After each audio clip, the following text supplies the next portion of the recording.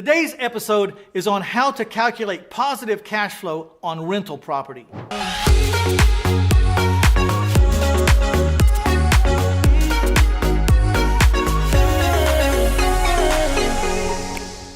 When you're considering whether or not to buy a rental property, you're going to have to do a certain amount of calculations to figure out if the ROI on that property is something you want or not something you want. If it's not something you want, you can always make a counter offer at a lower price to up your ROI, but we've got to be able to do the calculations. So let's start with some basic things that you have to know. There's a bunch of obvious expenses that you'll need to know. You know, there's debt service, electric, water, maintenance, insurance, property taxes, management fee, bookkeeping, the list goes on. Most of those are pretty obvious and they're right at the surface and you're able to latch onto them and plug those numbers in to your formulas.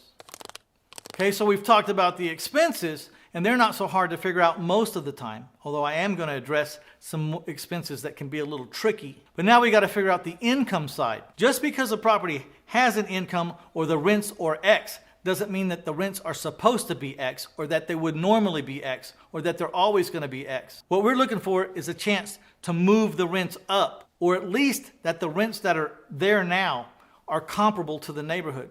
So you're going to have to know how to do a rent analysis.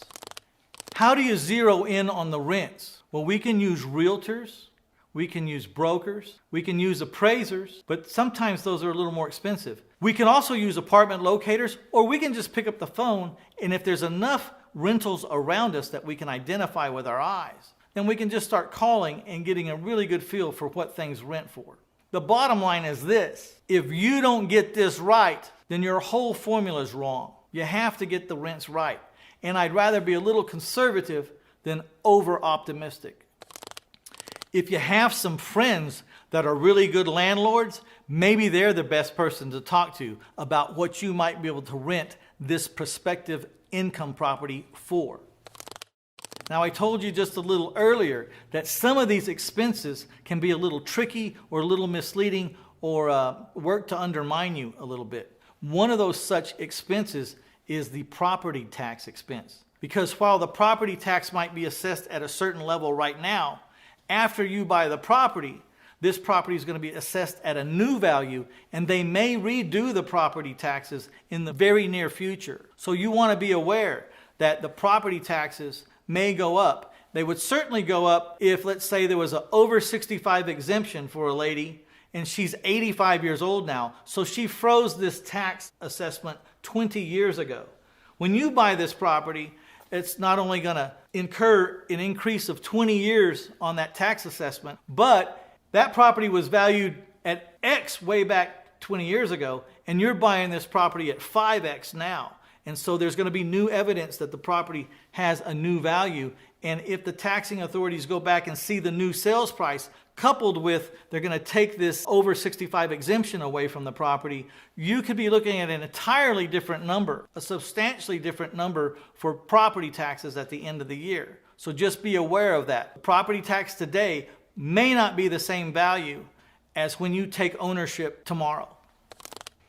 Another one of the categories of the expenses that are kind of tricky is deferred maintenance. That's very subjective. Of course, the seller will say that the property's in good shape, it really doesn't need anything. The buyer can look at it and go, well, it's obviously going to need a new roof in a couple of days and all this other stuff. So you want to look at the deferred maintenance. You might be buying a house where the water and everything's running right now, everything's fine. But within 2 years, you're going to have to replace a roof. And this roof is going to cost, $8,500. That's a profit killer right there. And while you're not having to look at it today or tomorrow or next month, certainly within the next year or two, you're going to have to replace a roof at a price of $8,500. That needs to be figured into your offer. Same thing with hot water heaters and air conditioners and sprinkler systems, gates, fences. All these things are going to have to be replaced at some point. You have to come up with a number for deferred maintenance, and it's very, very subjective. Let's make sure it's subjective in your favor. And then there's contingent liabilities. What's a contingent liability? Well, when you buy a rent property, you have to throw in some kind of contingent liability percentage because the property's not going to be rented every single day for the rest of your life. There will be move-ins and move-outs. How long will they be? How much will it cost to make ready that apartment when one tenant leaves and the next tenant comes in. These are very subjective too. And again, sellers will value this contingent liability at one value, probably not in your favor, and you'll have to give it a different value that is more realistic or represents what you're really going to incur. The problem with contingent liability is we're all guessing. You don't know how many move-outs you're going to have, and you don't know when the person moves out if they're moving out and leaving the house broom swept and pretty clean, or they're moving out and they've stolen all your appliances, your ceiling fans, and kicked holes in all the walls. You don't know. We don't have a crystal ball. So always be conservative in these estimates. Now I have a little bonus piece of information I want to give you, a little hint tip. Better not do this. But first I want to ask you to hit that like button and share with your friends. And if you haven't subscribed, please subscribe. I'm sure you'll find plenty of golden nuggets throughout the content that I'm going to be putting out over the next year, even longer than the next year. So please hit that subscribe button. We appreciate your support. And now I'm going to tell you a big mistake that people make when they're buying rental properties that already have tenants. Now the topic was how to calculate positive cash flow on the rental properties. But while I was talking to you about this, I thought about something that I see happen all the time. It's a very big mistake, and you don't want to make this mistake. So I'm going to throw this in as a bonus. When you're buying a rental property that already has a tenant in it, never close on that deal until you have documentation as to how that person is in that house. Because if you buy that property, you have to live by whatever the seller's documents say. And you may not like what it says. What if that person is in the house and it says in their documents that you have the right to occupy this house for $100 a month until you die? It's kind of a life estate clause. And then you buy the property, you're going to have to honor that contract. And that would not be good. The worst case scenarios are when you buy a house that has a tenant in it and there is no documentation. And then he tells you, well, the owner verbally gave me the house. I've been living here for 15 years. He said if I made my payments for 10 years that he'd give me the house. I made my payments for 10 years. I'm in the house. You don't have any documentation saying anything because you didn't get any. And now you've got a war on your hands, a legal war to possess a house that you spent a lot of money to buy. This is not how you should start out an investment. So I'm telling you from the bottom of my heart, please do not buy any rental property if you cannot get your hands on a piece of paper or some documents that describe how the occupant is in that house.